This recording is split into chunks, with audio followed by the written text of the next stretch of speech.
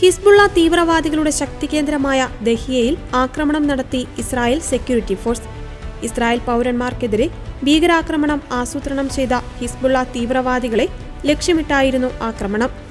ആക്രമണത്തിൽ ഹമാസ് ഉൾപ്പെടെയുള്ള പാലസ്തീൻ തീവ്രവാദ ഗ്രൂപ്പുകളുമായി ബന്ധം പുലർത്തിയിരുന്ന ഹസൻ അലിയെയും മകൻ അലിയെയും ഇന്നലെ രാത്രി നടന്ന ആക്രമണത്തിലാണ് ഇസ്രായേൽ കൊലപ്പെടുത്തിയത്. ഇസ്രായേൽ നടത്തിയ വ്യോമാക്രമണത്തിലായിരുന്നു ഇവർ കൊല്ലപ്പെട്ടത്.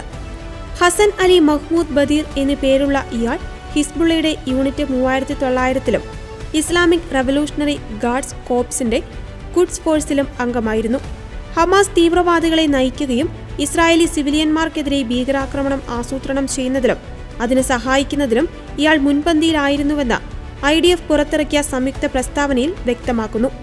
ഭീകരൻ ഉയർത്തിയ അടിയന്തര ഭീഷണി കണക്കിലെടുത്താണ് IDFും ISAയും ഇയാളെ കൊലപ്പെടുത്തുവാനുള്ള നടപടികൾ സ്വീകരിച്ചത്.